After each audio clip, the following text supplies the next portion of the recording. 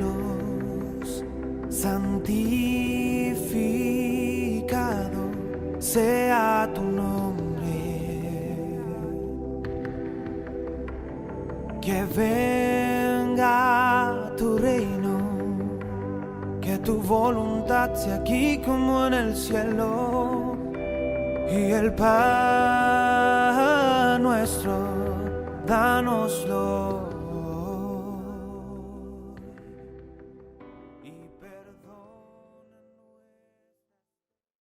Hermanos y amigos, sean todos bendecidos en el nombre de nuestro Señor Jesucristo. Damos gracias al Señor por estos tiempos, ¿no?, que el Señor nos da en su gracia y en su misericordia. Quiero invitarle a que me acompañe, por favor, la carta del apóstol Santiago. Santiago, capítulo 5, hermanos. Después de Hebreos, después de todas las cartas del apóstol Pablo, pasamos Hebreo y viene Santiago. Santiago en el capítulo 5. Vamos a leer allí desde el versículo 13 hasta el versículo 18.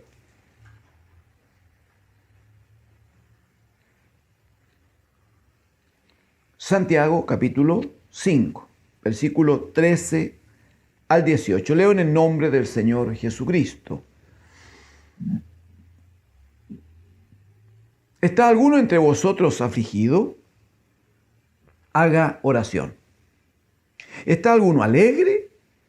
Cante alabanzas. ¿Está alguno enfermo entre vosotros?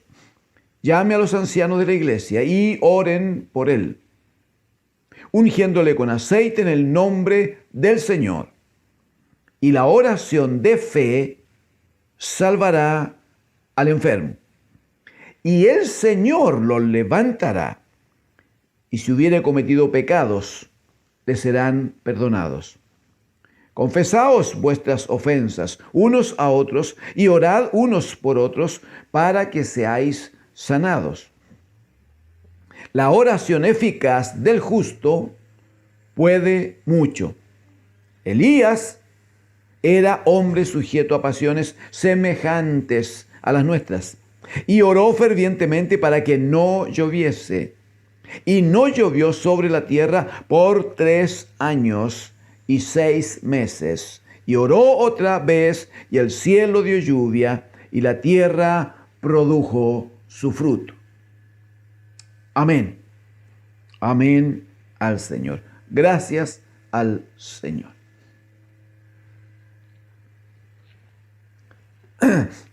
Hemos dicho antes, amados hermanos, que la fe está ligada a nuestra vida, ¿no? Porque sin fe es imposible, muy bien, agradar al Señor. Pero también el justo por la fe. Entonces el justo por la fe vivirá. O sea, si uno va ligando la palabra del Señor, uno dice, si no agrado al Señor, ¿qué vida podría tener? Claro, y no lograría ninguna vida razonable si no estoy en la fe del bendito Hijo de Dios. Pero también, como alguna vez hemos revisado, la fe se manifiesta, la fe debe ser una cosa visible. Los que están cerca nuestro deben alcanzar a dar testimonio de que somos hombres y mujeres de fe. ¿Y cómo se consigue? Es verdad, Santiago, precisamente nuestro hermano acá, él dice, y puntualmente en el capítulo 2, que la fe debe manifestarse en las obras, dice. No puede haber fe si no hay obra. Eso es lo que está diciendo. El punto es que las obras no son obras que yo decido. No son obras que a mí se me ocurren, no son obras que yo juzgo que está bien hacer esto o aquello. Porque claramente nosotros estamos bajo el gobierno de nuestra mente y dirá Jeremías que nuestra mente es engañosa y perversa. El corazón, dice, es engañoso y perverso. Por tanto, que las obras que manifiestan, que muestran nuestra fe, no son obras que nosotros decidimos, sino más bien está ligado a lo que dice Efesios. Si le importa, yo espero que sí, usted debería acompañarme. Efesios capítulo 2, verso 10. Si no, lo escucha con atención y le va a servir igual. Pero Efesios capítulo 2, verso 10 va a decir que nosotros somos, dice, porque somos hechura suya, hechura de Dios, creados en Cristo Jesús para buenas obras. Para eso nos hizo el Señor, para buenas obras. El punto es cómo sé cuáles son las buenas obras. Y aquí dice, las buenas obras, las cuales Dios preparó de antemano para que anduviésemos en ellas. O sea, el llamado del Señor es vivir, es andar y hacer buenas obras, pero no son obras que decidimos nosotros, que inventamos nosotros, que a nosotros nos parece que vale la pena hacer, sino son obras que el Padre tiene preparadas de antemano, aleluya, para que andemos en ellas. Entonces, ¿cómo hacemos para andar en buenas obras? Escuchando al Señor, escuchando la voz del Señor, siendo obedientes a su palabra. Ese es el punto. Que la manifestación de nuestra fe, la manifestación de que estamos en la fe del bendito Hijo, será nuestra obediencia a la palabra del Señor. Porque las obras que debemos hacer son aquellas obras que el Padre ya tiene preparadas de antemano, que están en la palabra del Señor, que están en las Sagradas Escrituras, y que si nosotros las recibimos como voz del Señor y las obedecemos, estaremos claramente mostrando, señalando que somos hombres y mujeres de fe. Amén. Muy bien, muy bien. Entonces hemos entendido también que necesitamos que nuestra vida, si el justo por su fe vivirá, entonces necesitamos en nuestra vida mostrar cuánta fe tenemos, o si tenemos o no tenemos fe. Y Santiago presenta aquí un par de hechos bien domésticos, en los cuales necesitamos mostrar fe. Necesitamos hacerlo. Mire a lo que acude nuestro hermano. Él dice en el versículo número 13 y 14. El 13 dirá, ¿está alguno entre vosotros afligido? ¿Quién no lo ha estado, hermanos? Especialmente en este último tiempo. ¿Está alguno afligido? Sí, pues hemos estado.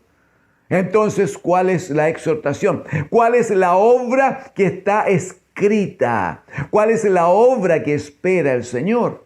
Si está afligido, instrucción, haga oración. No podemos entrar hoy en ese detalle, pero a lo menos digamos que ¿por qué necesito hacer oración si estoy afligido? Porque la aflicción del alma es una gran carga. Y porque Jesucristo, el Hijo de Dios, nos ha dicho, vengan a mí los que están cargados y trabajados, y yo me encargo, dice el Señor, y yo les haré descansar. Entonces, si está afligido, haga oración, pero ese haga oración tiene un sentido de instrucción, es un sentido formativo. ¿Está alguno alegre? Cante alabanzas.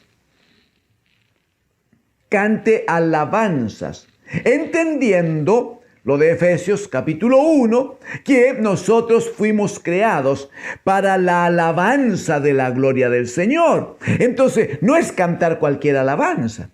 No es que porque estoy contento, prendo la radio, pongo la televisión, entonces aprovecho lo que ahí dicen y hacen y canto y bailo con ellos. No, cuidado pues. Su cuerpo es templo del Espíritu del Señor, pues. Eso no lo olvidamos nunca.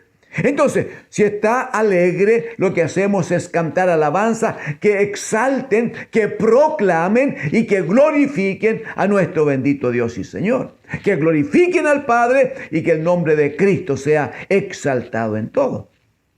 Muy bien. En el 14 dirá, ¿está alguno entre vosotros enfermo? Si en el grupo, en la congregación, en la familia, está alguno enfermo entre vosotros, ¿qué debe hacer? De nuevo, instrucción. Aquí debe manifestarse de nuevo una buena obra, la obra que el Padre ya tiene determinada de antemano. ¿Qué debe hacer? No confíe en los hombres, no dependa de los hombres.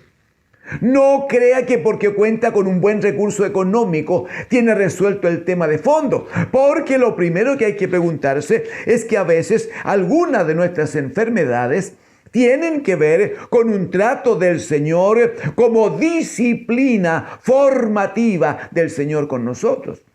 Entonces el Señor quiere varias veces que aprendamos a esperar, que aprendamos a depender de Él, que aprendamos a tener un poco de dolor, un poco de sufrimiento, para que nos acerquemos al modelo que Él nos dejó. Cuando la Escritura dice que Él es varón de dolores, experimentado en quebrantos.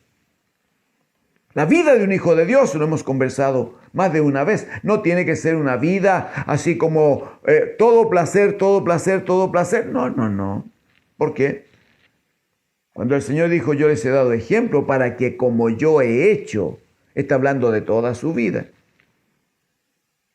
Y trate de ubicar en los evangelios en qué parte, en qué momento, en qué tiempo del Señor Él vivió con una vida placentera, disfrutando mucho, pasándolo bien, yendo así como de fiesta en fiesta o de comida en comida. Varias veces cuando el Señor fue invitado a alguna casa y se le sentó allí alrededor de la mesa, creo que podría hasta atreverme a garantizar que muchas de esas invitaciones el Señor ni tocó la comida, porque Él tenía un testimonio muy alto. Él dice en el capítulo 4 de Juan a los discípulos que le exigían que comiera, Él dijo, yo tengo otra comida que hacer, que comer, tengo otra comida que comer. Mi comida, dice, es que haga la voluntad de mi Padre y acabe su obra. Entonces su preocupación no era precisamente el relajo, el festejo, el estar bien o pasarlo bien. Y ese es el único modelo válido para nuestra vida, mi hermano. Entonces, si está alguno de vosotros enfermo, dice, ¿qué debe hacer? Llame a los ancianos de la iglesia, llame a quienes están en autoridad por la gracia de Dios, los que tienen una palabra del Señor. Porque la enfermedad no es el objetivo final, no es el objetivo final. Si usted lee con cuidado, dirá, llame a los ancianos de la iglesia y oren por él, ungiéndole, dice, con aceite. Está hablando de bendición, hermano. Está hablando de bendición del Señor. Usted sabe que el aceite se usaba para bendecir a los sacerdotes, a los profetas, a los reyes. Entonces está diciendo, bueno, que usen aceite para que el enfermo sea bendecido. Digo más, para que el enfermo sea santificado. De hecho, ¿cuál es el efecto? El primer efecto que debe producir esta oración de los ancianos. En el verso 15 dice, la oración de fe salvará. Aleluya. Y consecuentemente dice, el Señor lo levantará. No está diciendo que el Señor no vaya a hacer un milagro. No está diciendo que el Señor no vaya a provocar una muestra, una gran muestra de su misericordia. No, si el Señor poder tiene para levantar a un enfermo. Pero no es lo primero. Lo primero es que sea afirmada la salvación del alma del hermano. La salvación del alma del enfermo. Eso es lo primero. Eso es lo que buscamos siempre. Que el alma venga a constituirse en parte del reino de Dios y su justicia. Una vez que eso está dado, lo que viene, hermanos, si vivimos, dirá el apóstol, vamos a vivir para el Señor, y si morimos tampoco importa, porque vamos a morir para el Señor. Todavía en el versículo 15, la oración de fe salvará al enfermo. Y el Señor lo levantará. Dice, y si hubiere cometido pecados, le serán perdonados. Por eso la necesidad de llamar a los ancianos que están en autoridad. Por eso la necesidad de que haya un poco de aceite en la unción para que se manifieste el trato. Usted sabe que el aceite es figura del Espíritu Santo. Lo sabe así, ¿verdad que sí? Entonces la idea es que el hermano sea apoyado en su fe, ¿no? Y se manifieste en él entonces la presencia del Señor, el trato del Espíritu Santo, que venga la acción del Espíritu a nuestro amado hermano y que él o ella, puede ser una hermana, que haya finalmente en ese trato del Espíritu haya un reconocimiento si hubiere pecado, dice. Los pecados no son perdonados así como por un acto de autoridad no más. Los pecados requieren ser reconocidos, ser confesados para que el Señor los perdone. Entonces, todo este proceso, que vengan los ancianos, no es cualquiera, pues, hermano. Hay amados hermanos que les gusta esto de andar casa por casa, visitando, yendo, a veces sin que los llamen.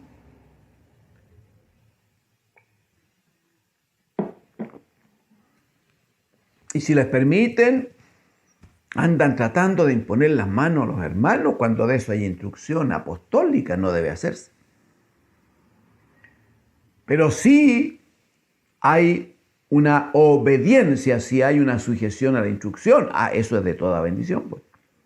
¿Y cuál es la instrucción? Bueno, si alguno está enfermo, llame a los ancianos, llame a los que están en autoridad, llame a los que tienen un trato del Señor por la palabra, porque lo que el hermano necesita es ser atendido primero. Esa es la figura, ¿sí? Primero el hermano es atendido, primero viene la palabra, primero viene la acción del Espíritu Santo. Entonces, por la palabra y la imposición de manos, se va a manifestar el Espíritu del Señor. Y si el hermano hubiere cometido pecado, el Espíritu tratará con su alma. El hermano se arrepentirá, confesará todo pecado. El Señor le perdonará los pecados. Y una vez que está en comunión con Dios, el apóstol dice aquí, el Señor le levantará. ¡Aleluya!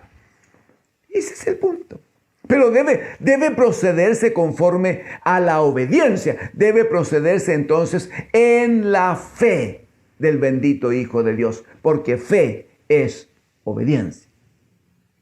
Amén. Muy bien. Muy bien. La otra acción a que se refiere el versículo número 16. La otra acción dice: confesaos vuestras ofensas unos a otros. Confesaos vuestras ofensas unos a otros y orad los unos por otros. Orad unos por otros para que seáis sanados. Usted sabe que somos un cuerpo, un solo cuerpo en Cristo. Lo sabe. No puede haber ningún miembro del cuerpo que esté separado del otro. No puede, porque el miembro que esté separado del cuerpo va a morir. Irremediablemente va a morir. Pero además de aquel miembro del cuerpo que separado morirá, ese miembro del cuerpo separado le provoca un alto daño al resto del cuerpo. Uno podría decir, ya, pero si esta falange no es tanto, podemos cortarla y sacarla y no pasa nada. No es verdad que no pasa nada, mi hermano. Porque aunque sea pequeñita, tiene una forma, tiene una figura y tiene un uso. Y a lo menos en cuanto a la presentación, esta mano sin esta falange nunca más será igual, nunca más estará completa. Entonces es un acto de altísima irresponsabilidad y de plena desobediencia, por lo tanto de una falta de fe increíble, cuando un hermano o una hermana dicen, bueno, a mí no me importa, ya voy a empezar a orar en mi casa, voy a cantar en mi casa, no necesito ir a las reuniones, no tengo que congregarme. Ahora que hay que congregarse de a poco grupo, no, prefiero cuidarme de la pandemia, etcétera, etcétera, etcétera.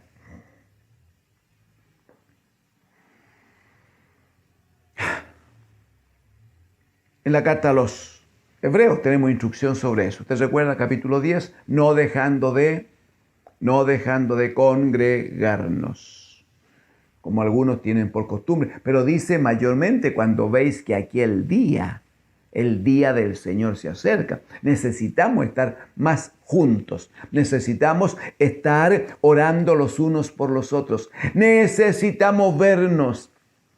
De manera que al vernos me recuerdo, ay, pero tenía un problema con el... Imagínense lo que podría pasar. Yo espero que no, mi hermano. Pero qué terrible sería que llegara un hermano o una hermana y dijera, ay, ¿verdad que hace 8 meses atrás, cuando dejamos de congregarnos, hace 8 meses atrás, estaba enojado con este hermano o con esta hermana? ¿Cómo? Si la instrucción es no se ponga el sol, ni un día no se ponga el sol sobre vuestro no. Entonces mire qué oportunidad que da el Señor entonces. Bueno, muy bien, confesad vuestros pecados los unos a los otros y orad los unos para los otros. Dice que solo así seremos sanados. Solo así, confesando los pecados, la ofensa, el maltrato, algo que dije incorrectamente o que hice incorrectamente, confesando, pidiendo perdón, rogando misericordia, ¿no? Actuando conforme a las buenas obras que el Padre en Cristo ya tiene determinadas y que dijo el Señor Jesucristo. No te he dicho, le dice Simón Pedro, que perdones a tu hermano 7 veces, sino 70 veces 7. Esas son buenas obras, hermano. Obedecer a la palabra del Señor. La oración eficaz. Va a decir finalmente, la oración eficaz del justo puede mucho. Y esa frase le permite al amado hermano, este varón del Señor que escribe, le permite dejar preparado todo para tomar un modelo, un ejemplo, al cual vamos a conocer estos días. Dice, la oración eficaz del justo puede mucho. Se habla de eficacia cuando se logra un objetivo. Se es eficaz cuando se consigue la meta. Entonces dice la oración eficaz, la oración que logra objetivo, la oración que consigue sacar adelante una tarea, la oración eficaz del justo. Dice, puede mucho, pero inmediatamente dice, Elías, como figura, como modelo, Elías... Y dirá, era hombre como nosotros, dice, sujeto a pasiones. ¿Sí? ¿Lo tiene conmigo? Versículo 17, Elías era un hombre sujeto a pasiones semejantes a las nuestras. O sea, él no era un extraterrestre, no era un hombre así como súper extraordinario. Ya dice aquí, era un hombre, dice, sujeto a pasiones, a debilidades como las nuestras. Pero dice, él oró fervientemente para que no lloviese, y no llovió sobre la tierra por 3 años y 6 meses. Y otra vez oró, y el cielo dio lluvia, y la tierra produjo su fruto.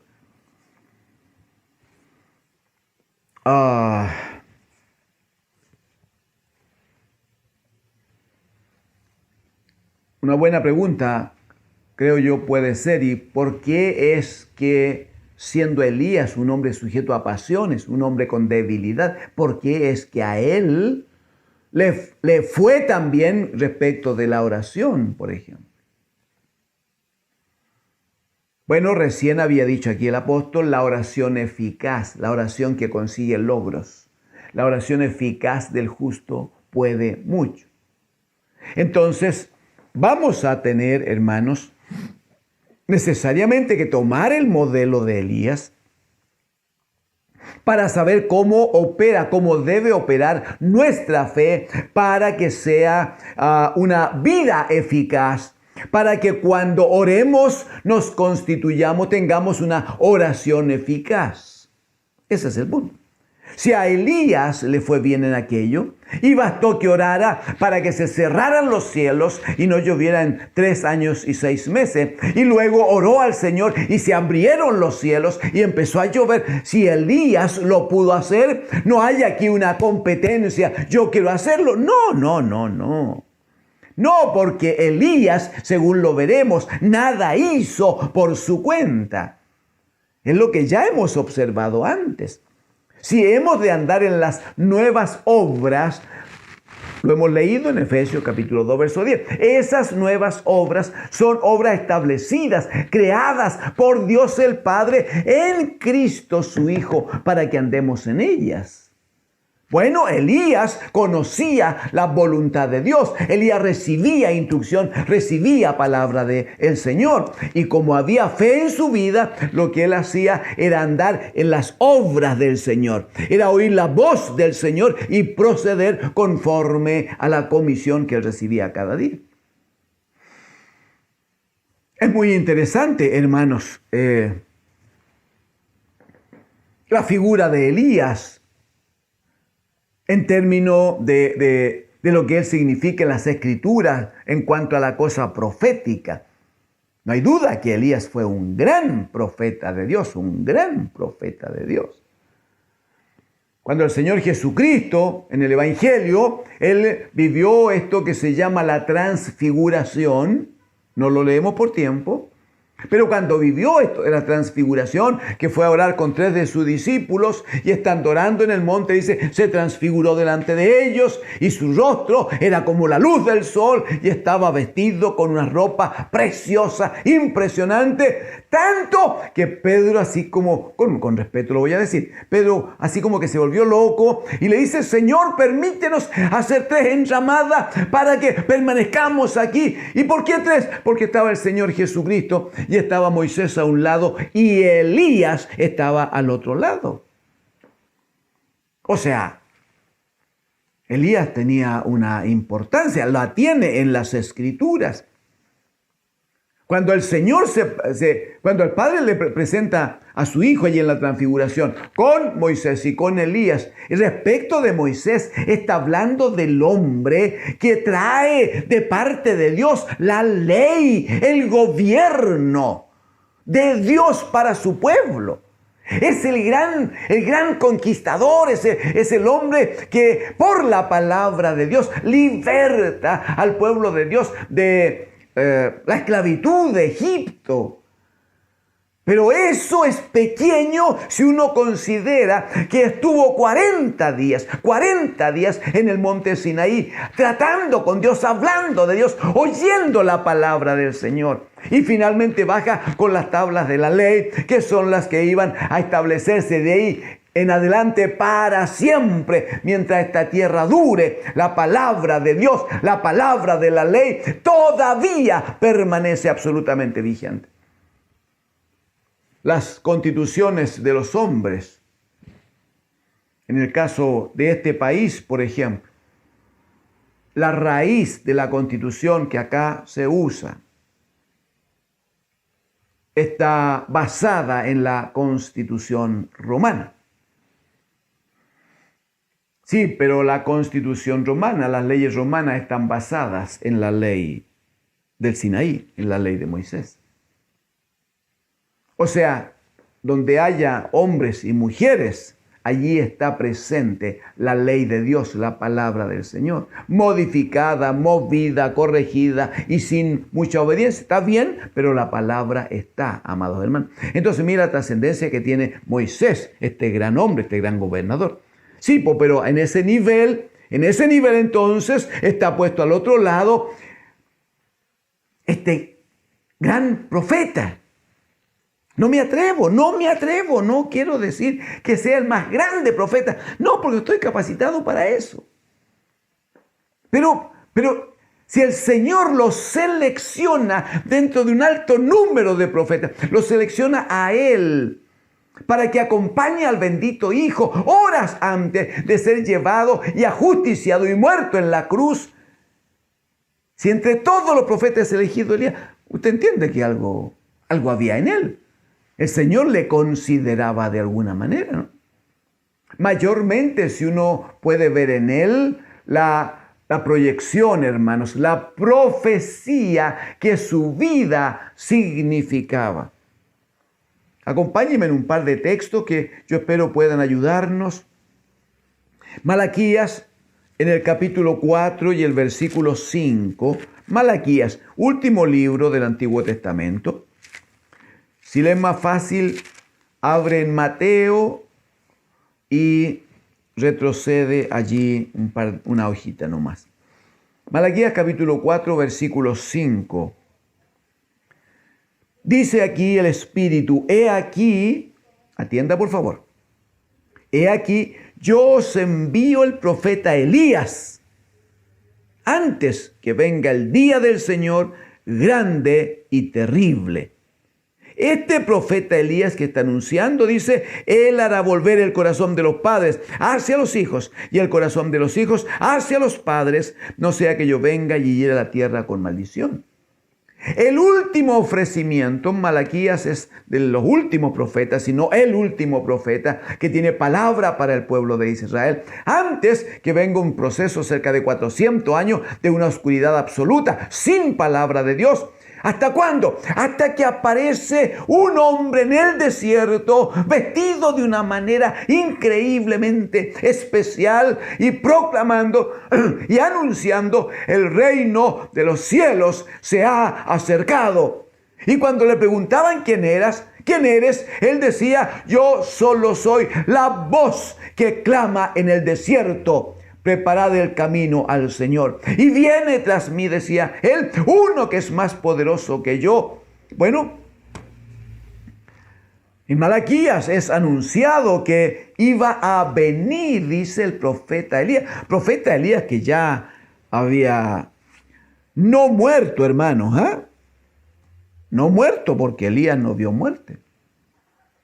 La Escritura señala y en el libro de los Reyes que el Señor permitió un día, estaba Elías, Eliseo, vino un carro de fuego y los separa, dice, y en ese momento Elías es tomado por una nube y asciende, y nadie lo vio nunca más, y claramente fue traspuesto por el Señor, como mucho antes había traspuesto a Enoc, el hombre de quien dice la Biblia caminó con Dios. O sea, lo que estamos observando por gracia de Dios es que todo hombre que camina con Dios, el Señor lo transpone, el Señor lo lleva, el Señor lo traslada para que estén con Él.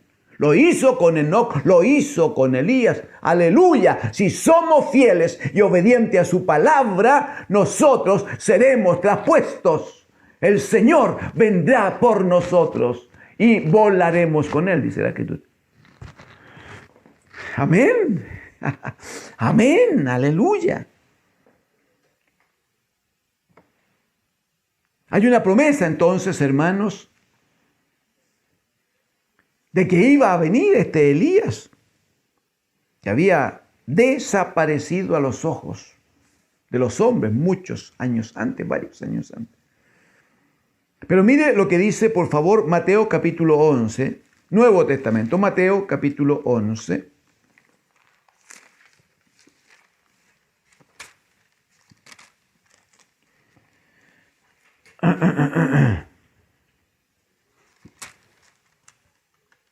Hablando el Señor Jesucristo, ¿no? Mateo capítulo 11, versículo 13 y 14, 13 y 14.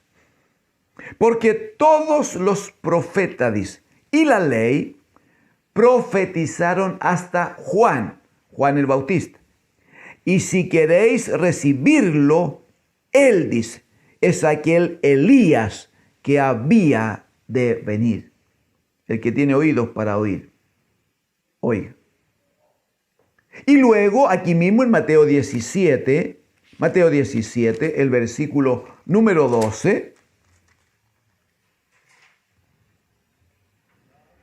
lea conmigo el 11, por favor. Mateo 17, 11. Respondiendo Jesús les dijo, porque los escribas decían que tenía que venir Elías primero, Ellos habían tomado lo de Malaquías, entonces decían, no, pero el Señor dijo que iba a venir primero Elías tiene que venir y no hemos visto venir a Elías. Eso decían los escribas.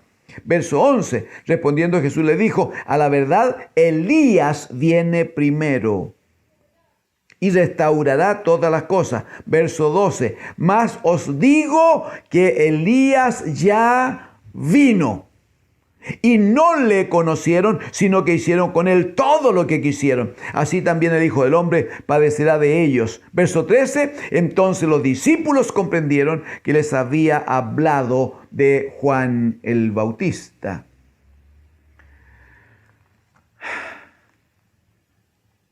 Interesante la figura profética de Elías entonces.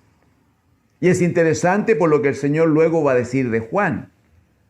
Que no hay ningún profeta, dice, nacido de mujer, más importante que Juan el Bautista. Y Elías es la figura entonces de Juan el Bautista.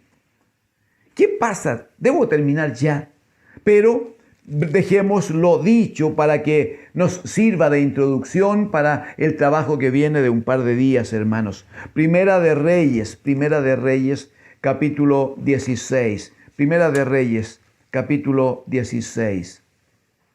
Vamos a leer allí 3 o 4 versículos. Allí vamos a cerrar este día para que sigamos mañana y, bueno, los días que el Señor nos lo permita, por su gracia, ¿no?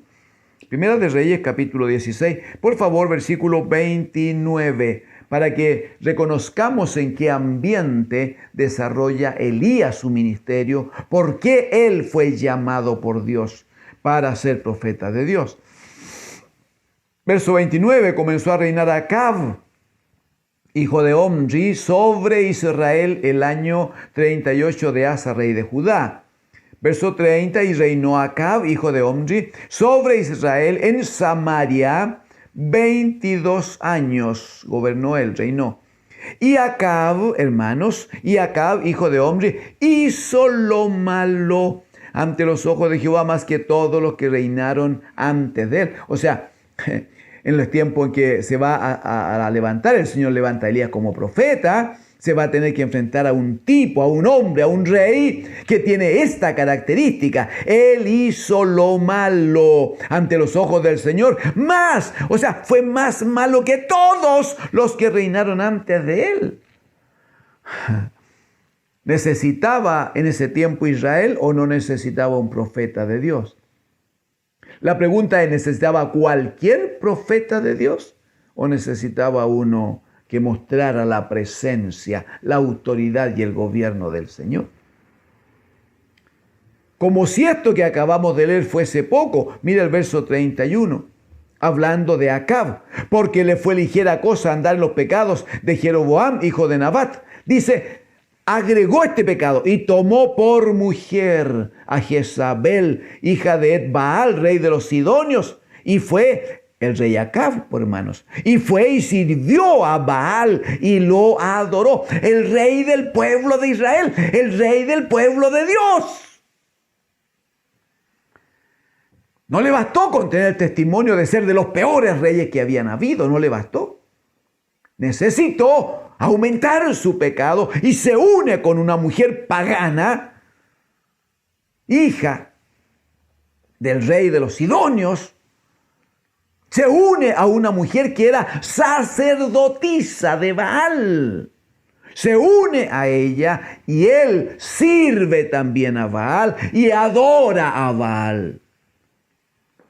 Como si no hubiera un clarísimo mandamiento de parte del Señor en la ley diciendo, porque no tendrás dioses ajenos delante de mí, no te inclinarás a ellos, no les honrarás, porque yo, decía el Señor, soy Jehová, tu Dios fuerte y celoso, que visito la maldad de los que pecan hasta la tercera y cuarta generación.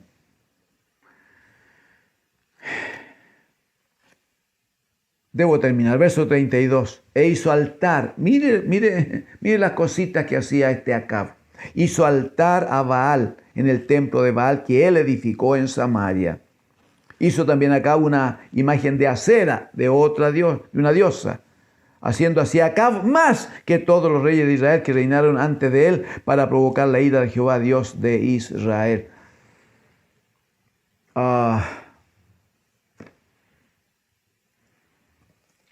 Un profeta que se levanta en esos tiempos y en esas condiciones.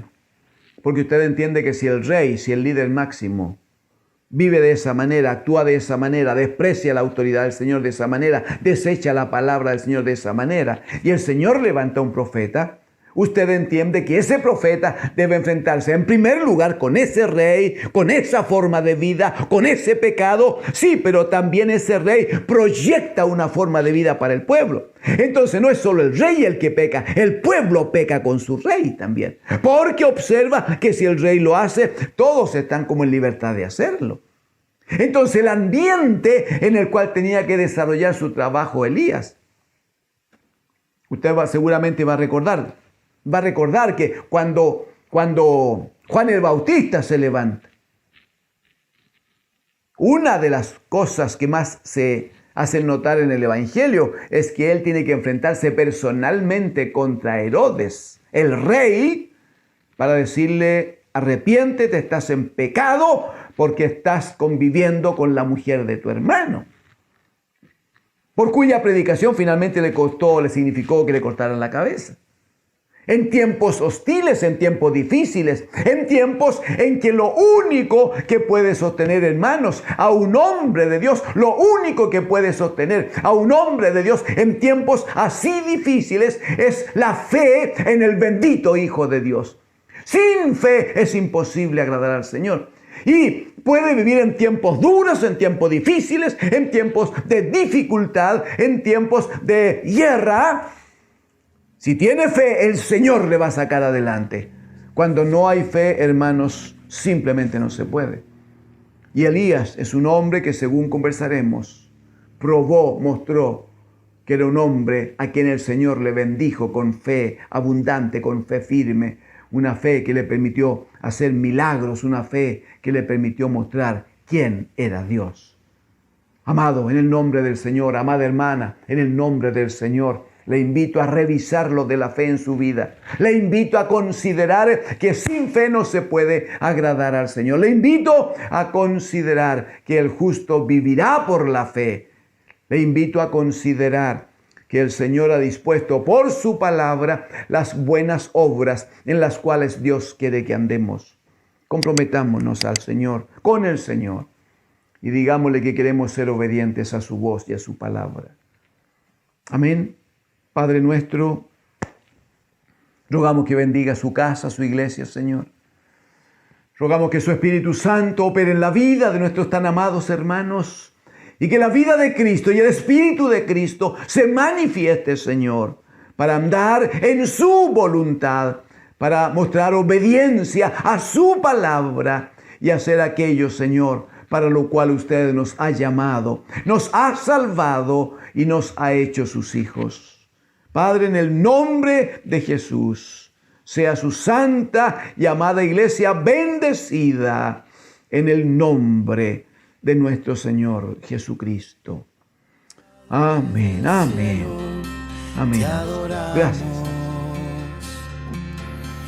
Alzamos hoy tu nombre en alto, que tu reino se establezca en la alabanza, que tu